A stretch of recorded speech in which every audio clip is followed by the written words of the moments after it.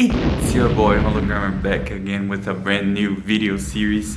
In this series where we are hanging up the keyboard, we are going to be looking forward to new career paths, since as you guys know, coding is largely solved and Coding is mostly solved. Fable 5 has dropped a couple weeks ago. It got banned. GPT 5.6 is in the process of not getting banned, and how long will they need engineers for it? Am I right? Nope. So I might as well start learning new skills while robots don't get over manual work too, right? So I got my agent running loops in my computer, so he's working for me.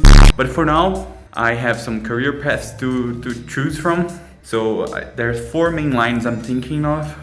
So the first would be a mechanic, fixing cars. Yeah, the other option would be a woodworker. And the third option, a metal worker. They are close together. The fourth and least favorite option would be construction worker, building houses and homes. But that I know nothing about. So let's start with one of the things we actually need to fix and we need to work and see how that goes. So this is my Pajero 2005 V78W Brazilian market model. It's a diesel fueled engine with 4-cylinder inline, turbocharged and so on. Today we're gonna be doing a really important upgrade in your car, which is getting rid of little SpongeBob. Where are you? Here it is. No one wants to have a car solenoid valve protected by little SpongeBobby. Because what happened, guys, one of these days I was looking through the solenoid bank we have here. This is a bunch of hoses, vacuum hoses, and they wire around 4 solenoids here for the throttle body. It triggers this upper diaphragm and this lower diaphragm here for the EGR valve that's underneath here. You guys can see the tubing. Yeah, so that's what it does,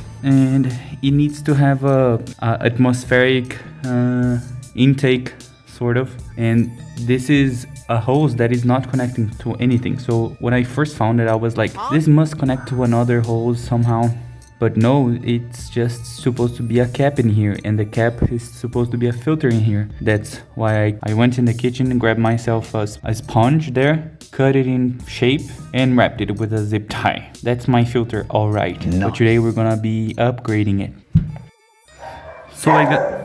So my replacement part arrived a couple days ago, and it's this little solenoid cap here. We're going to try and use it. So let's cut off SpongeBob there. Focus. There it is. So I did cut little spongy here. Let's see how it comes out. Okay, so my zip tie and sponge are here. Let me just... And let's look how heavy. Do you guys see the tip there? So yeah, we got an open tip. So let's try and slide filter cap on it. Otherwise we'll have to build a new SpongeBob filter. Are you guys able to see it?